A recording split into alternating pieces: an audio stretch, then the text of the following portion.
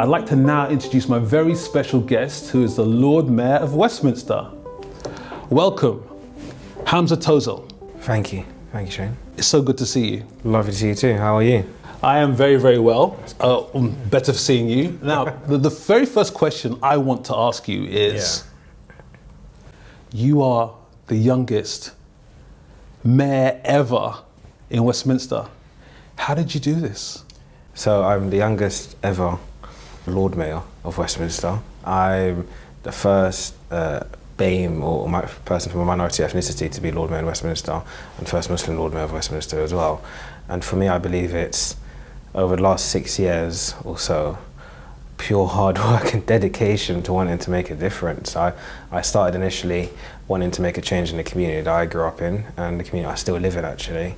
And over the last couple of years, I've sort of learned on how to make the small changes. And I thought to myself, okay, what's going to push me to the next level? What's going to allow me to make the next change or the next big step in my life anyway?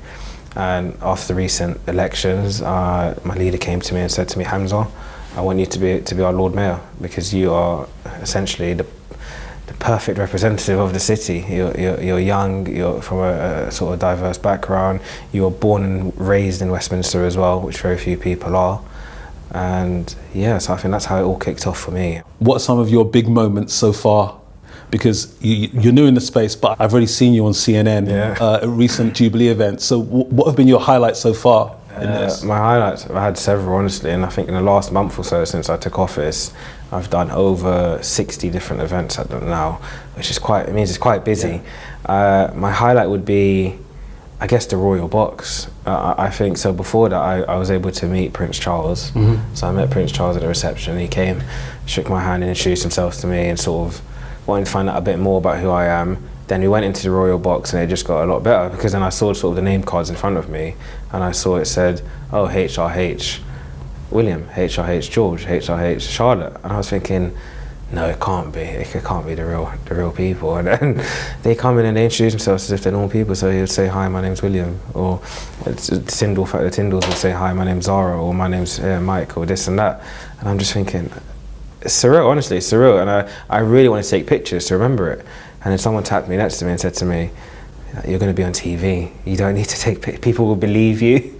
So I think that's probably the most surreal moment that I've had so far. But then on the flip side, it's also the community events. When you go to the primary schools and you're dressed in your civic robes and they see you with the chains and everything, the kids love it. The kids absolutely love it. I had a little girl say to me last week, it was really weird, she said to me, are you the Queen?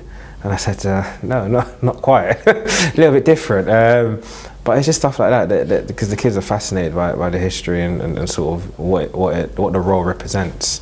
So I think for me it's a mixture of, you get the best of both worlds.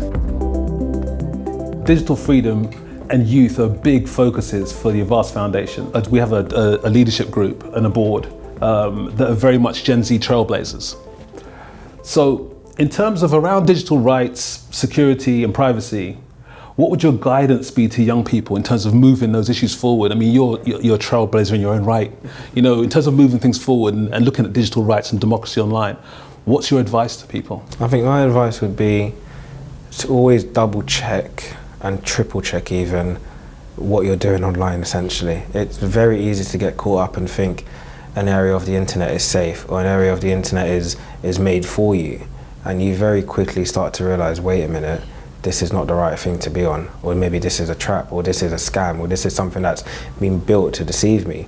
So now for young people who do want to engage on the online stuff or the online world, or let's say they want to learn a bit more. So for me, for example, my passion is democracy and local government. If they want to get online, make sure they always go into sort of reliable websites, reliable sources, just places that they are guaranteed or certain to be safe. Because the moment you stray away and you go into sites which you are not too familiar with, that's when the trouble starts to leak in. So for me, it's stick with what you're comfortable with, essentially.